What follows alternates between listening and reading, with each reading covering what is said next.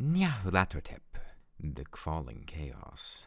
I am the last. I will tell the audient void. I do not recall distinctly when it began, but it was months ago. The general tension was horrible. To a season of political and social upheaval was added a strange and brooding apprehension of hideous physical danger, a danger widespread and all-embracing, such a danger as may be imagined only in the most terrible phantasms of the night. I recall that the people went about with pale and worried faces, and whispered warnings and prophecies which no one dared consciously repeat or acknowledge to himself that he had heard. A sense of monstrous guilt was upon the land, and out of the abysses between the stars swept chill currents that made men shiver in dark and lonely places. There was a demonic alteration in the sequence of the seasons. The autumn heat lingered fearsomely, and everyone felt that the world and perhaps the universe had passed from the control of known gods or forces to that of gods or forces which were unknown. And it was then that Nyarlathotep came out of Egypt. Who he was, none could tell, but he was of the old native blood and looked like a pharaoh. The Falahin knelt when they saw him, yet could not say why. He said he had risen up out of the blackness of 27 centuries, and that he had heard messages from places not on this planet. Into the lands of civilization came Nyarlathotep, swarthy, slender, and sinister, always buying strange instruments of glass and metal and combining them into instruments yet stranger. He spoke much of the sciences, of electricity and psychology, and gave exhibitions of power which sent his spectators away speechless, yet which swelled his fame to exceeding magnitude. Men advised one another to see Nyarlathotep, and shuddered, and where Nyarlathotep went, rest vanished, for the small hours were rent with the screams of nightmare. Never before had the screams of nightmare been such a public problem. Now the wise men almost wished they could forbid sleep in the small hours, that the shrieks of cities might less horribly disturb the pale, pitying moon as it glimmered on green waters gliding under bridges, and old steeples crumbling against a sickly sky. I remember when Nyarlathotep came to my city, the great, the old, the terrible city of unnumbered crimes. My friend had told me of him, and of the impelling fascination and allurement of his revelations, and I burned with eagerness to explore his uttermost mysteries. My friend said they were horrible and impressive beyond my most fevered imaginings, that what was thrown on a screen in the darkened room prophesied things none but Nyarlathotep dared prophesy, and that in the sputter of his spout there was taken from men that which had never been taken before, yet which showed only in the eyes. And I heard it hinted abroad that those who knew Nyarlathotep looked on sights which others saw not. It was in the hot autumn that I went through the night with the restless crowds to see Nyarlathotep, through the stifling night and up the endless stairs into the choking room, and shadowed on a screen I saw hooded forms amidst ruins, and yellow, evil faces peering from behind fallen monuments, and I saw the world battling against blackness, against the waves of destruction from ultimate space, whirling, churning, struggling around the dimming, cooling sun.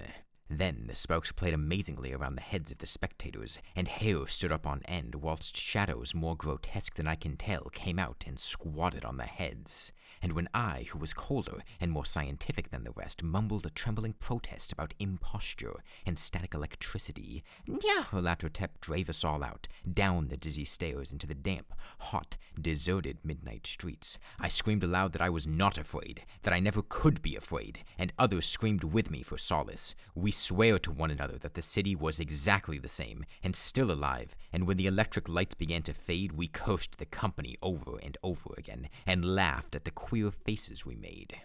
I believe we felt something coming down from the greenish moon, for when we began to depend on its light, we drifted into curious involuntary formations, and seemed to know our destinations, though we dared not think of them.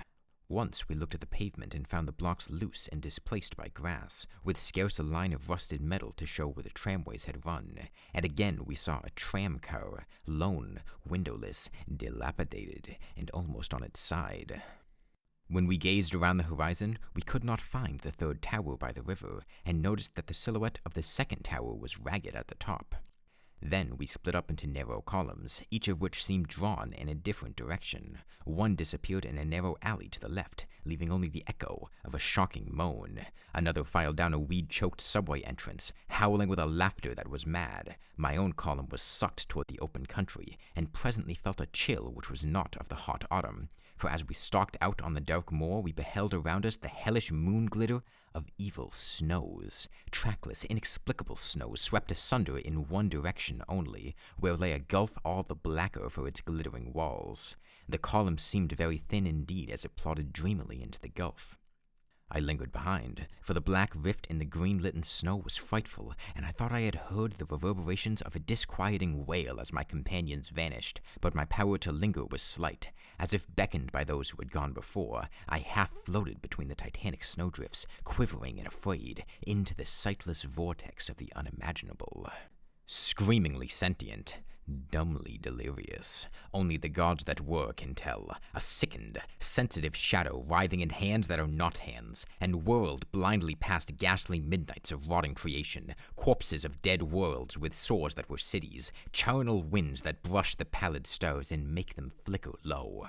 Beyond the worlds, vague ghosts of monstrous things, half-seen columns of unsanctified temples that rest on nameless rocks beneath space and reach up to dizzy vacua above the spheres of light and darkness.